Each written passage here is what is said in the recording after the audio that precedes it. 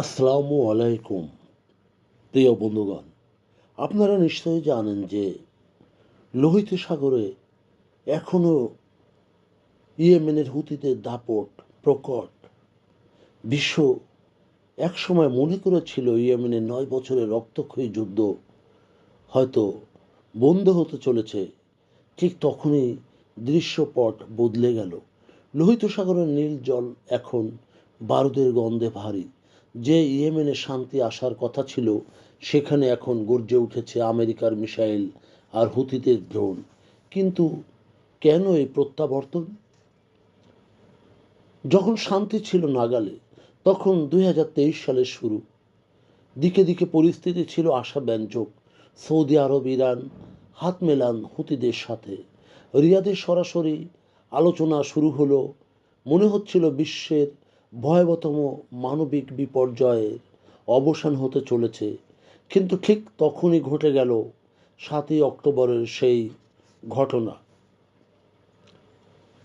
হুতিদের নতুন চাল, সেটি গাজা যুদ্ধের সঙ্গে সংশ্লিষ্ট। ইয়েমেনের যুদ্ধের প্রেক্ষাপটে রাতারাতি বদলে গেল গাজা সংকট।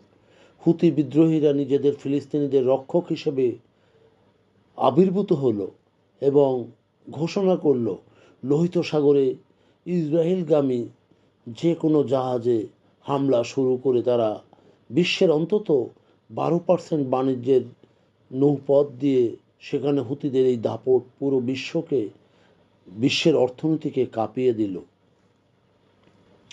আমেরিকায় যখন প্রবেশ করল, কারণ মিত্র দেশের জাহাজের উপরে উপর্যুপরি হামলায় থমকে যাওয়া শান্তিতে হুতিদের দমাতে আমেরিকা শুরু করলো অপারেশন প্রসপারিটি গার্ডিয়ান। সৌদি আরব যখন এই যুদ্ধ থেকে বের হতে মরিয়া হয়ে উঠল, ঠিক তখন আমেরিকা সরাসরি ইয়েমেনের মাটিতে বিমান হামলা শুরু করে। হুতিরাও দমে যাওয়ার পাত্র নয়। তারা তখন সরাসরি ইয়েমেনের মাটি থেকে বিমান হামলা শুরু করে এবং হুতি এবং মার্কিনদের সেই পাল্টাপাল্টি হামলায় তার মিত্রদের যুদ্ধজাহাজে লক্ষ্যবস্তু বানায় হুতিরা। ফলে সৌদি হুতি শান্তি চুক্তি, যা এখন লাইফ সাপোর্টে বলা যায়, মূল যে সংকট সেটি হলো এই সংকটে আসলে কার লাভ কার ক্ষতি, এখানেই আসল খেলা। ইরান চায় ইয়েমেনের মাধ্যমে লোহিত সাগরের চাবিকাঠি নিজের হাতে রাখতে। অন্যদিকে আমেরিকা চায় এই সমুদ্র তাদের আধিপত্যে বজায় রাখতে। মাঝখানে পিষ্ট হচ্ছে ইয়েমেনের সাধারণ মানুষ। ক্লান্ত হচ্ছে সেখানকার আলোচনা। এখন আর ইয়েমেনের ভেতরের বিষয় নয়, এটি এখন গোটা বিশ্বের যুদ্ধ বিষয়ক, অর্থাৎ বিশ্বযুদ্ধে রূপ দেওয়ার এক উপক্রম হয়েছে।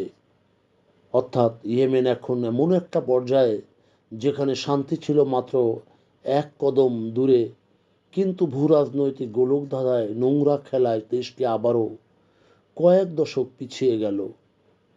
লোহিত সাগরের এই উত্তেজনা কি পুরো মধ্যপ্রাচ্যকে ছাপিয়ে যাবে অথবা গ্রাস করবে?